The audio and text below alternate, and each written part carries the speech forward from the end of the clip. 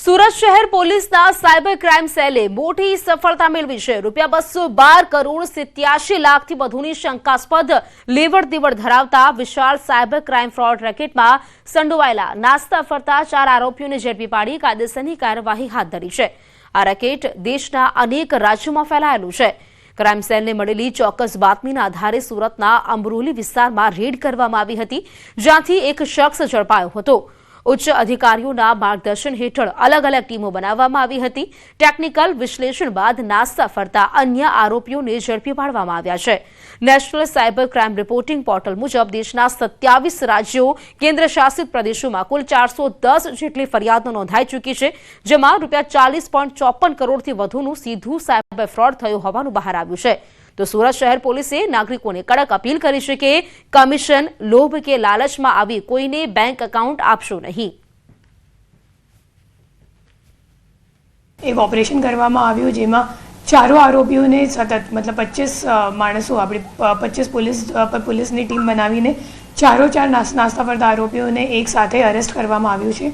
અને જે 4 આરોપી છે એમને સામે ઘણા બધા એ લોકોએ સેવિંગ બેંક એકાઉન્ટ અને કરંટ અકાઉન્ટો બેંકમાં પોતાની નામથી ખોલાવીને કમિશન પર જે સાયબર ક્રાઇમ ગેંગ છે એમને આપ્યું છે। 154 બેંક એકાઉન્ટો છે, તો એની સામે 401 NCCRP કમ્પ્લેન્ટ્સ નોંધાયેલ છે। 15 રાજ્યોના 56 શહેરમાં સોની વેપારીઓ સાથે છેતરપિંડી કરનાર બંટી બબલી જૂનાગઢથી દબોચાયા છે। જૂનાગઢ અને કેશોદમાં 2 વેપારી સાથે આ ગેંગે છેતરપિંડી કરી હતી, જેમાં જૂના દાગીના આપી નવા દાગીના ખરીદી કરી છેતરપિંડી આચરતા હતા।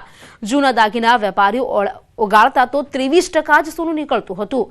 મૂળ બિહારના આ યુગલને ક્રાઇમ બ્રાન્ચે વડોદરાથી ઝડપી પાડ્યા છે। ખાસ વાત એ હતી કે આ યુગલ એક શહેરમાં એક જ વાર ગુનાને અંજામ આપતા હતા। ધર્મેન્દ્ર સાહુ અને કિરણ દેવી યાદવ નામના આ બંટી બબલી દબોચાયા છે। તો પટનાના રવિ સોની અને બનારસના સોનાની શોધખોળ શરૂ કરાઈ છે। આ ગેંગે અત્યાર સુધીમાં 900 ગ્રામ સોનાની છેતરપિંડી કરી હતી।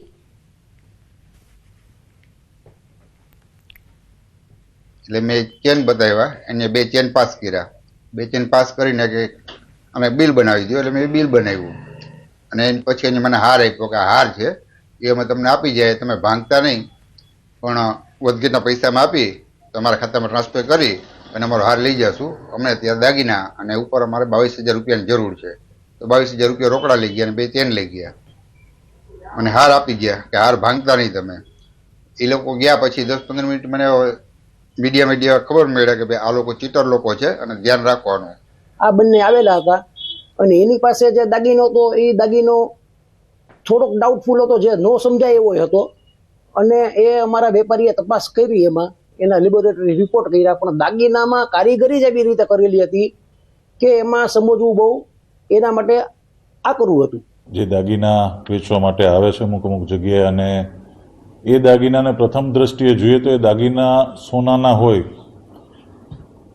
એવું જણાય આવે અને એને લેબ ટેસ્ટ કરાવતા પણ એમાં સોનાના જ હોય એ રીતનું જણાય આવતું હતું, પરંતુ એ દાગીના ઓગાળે તો એમાંથી 30% જ સોનું નીકળતું હતું। અને એક શહેરમાં એક જ વખત કોઈ એક વેપારી સાથે આ પ્રકારની છેતરપિંડી કરી અને ફરી પાછા બીજા શહેરમાં જતા રહેતા હતા। 900 ગ્રામ જેટલા સોનું વેપારીઓ સાથે અલગ અલગ શહેરમાં અલગ અલગ વેપારીઓ સાથે લગભગ 900 ગ્રામ સોનાની છેતરપિંડી કરી છે। જૂનાગઢમાં 4 સિંહબાળની રોયલ અદા જંગલ અને રેવન્યુ વચ્ચેની બોર્ડર પર આરામ ફરમાવતા સિંહબાળ જોવા મળ્યા। ગત રાત્રિના બિલખા રોડ પર આવી ચડ્યો હતો આ સિંહ પરિવાર। 4 સિંહબાળનો વિડીયો હાલ સોશિયલ મીડિયા પર વાયરલ થઈ રહ્યો છે। સિંહ પરિવારને નિહાળવા માટે ટ્રાફિક જામના દ્રશ્યો પણ સર્જાયા હતા। તો જૂનાગઢમાં આ સિંહબાળનો જે વિડીયો છે તે વાયરલ થયો છે। જાણકારી મેળવી છે સંવાદદાતા અમર પાસેથી। અમર, જૂનાગઢમાં 4 સિંહબાળની રોયલ અદા જોવા મળ્યા, પરિવાર રોડ પર બેઠેલો જોવા મળ્યો હતો, જાણકારી શું?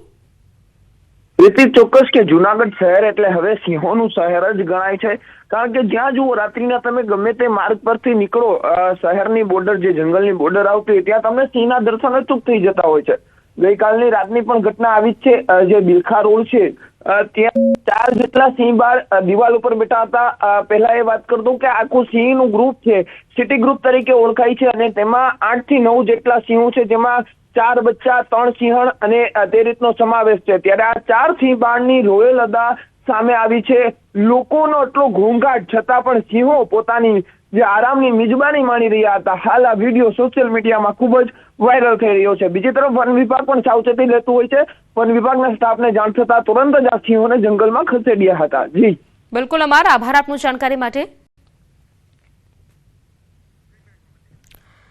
તો જૂનાગઢના બિલખા રોડ પર સિંહ પરિવાર આવી ચડ્યો હોય તેવા દ્રશ્યો હાલ તો આ જે વિડીયો છે તે સોશિયલ મીડિયા પર વાયરલ થઈ રહ્યો છે. 4 જેટલા સિંહ બાળા રોડ પર આવી ચડ્યા હતા.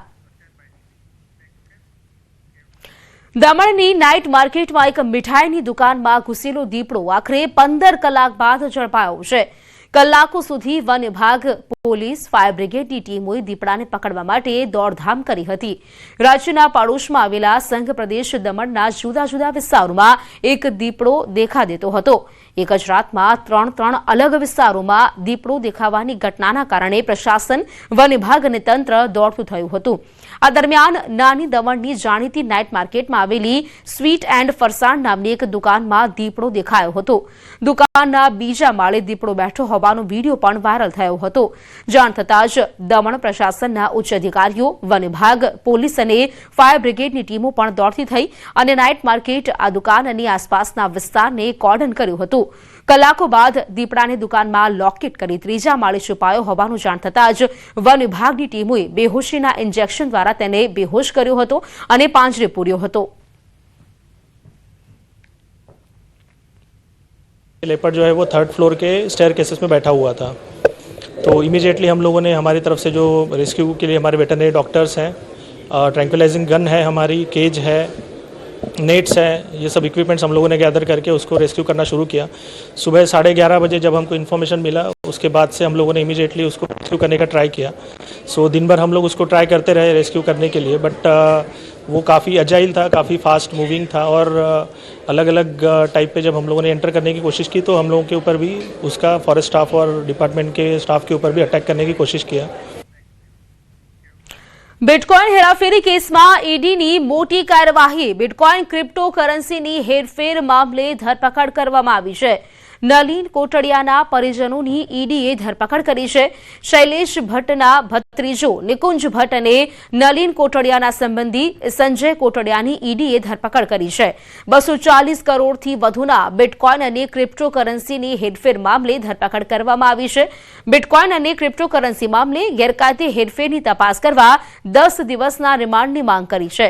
ઈડીની વિશેષ કોર્ટે 5 દિવસના રિમાન્ડ મંજૂર કર્યા છે. 10 દિવસના રિમાન્ડ માંગવામાં આવ્યા હતા. આજે નામદાર પ્રિન્સિપલ ડિસ્ટ્રિક્ટ જજ સાહેબની કોર્ટમાં મિર્ઝાપુરમાં રજૂ કરવામાં આવ્યા. 2 આરોપીને રજૂ કરવામાં આવ્યા હતા અને બંને આરોપીના ટ્રાન્ઝેક્શન, બિટકોઇનના ટ્રાન્ઝેક્શનના લઈને ગુનો આની અંદર એમાં સંડોવાયેલા એમના હતા. 260 કરોડની આસપાસની કંઈક ટ્રાન્ઝેક્શન છે. 2254 બિટકોઇન અને 11,000 લિટકોઇન જેવા ટ્રાન્ઝેક્શન કરવામાં આવેલા હતા, જેમાં નામદાર કોર્ટમાં 10 દિવસના રિમાન્ડ માંગવામાં આવ્યા. જે દલીલ દરમિયાન દલીલ પછી સાહેબે 4 દિવસના રિમાન્ડ મંજૂર કર્યા છે.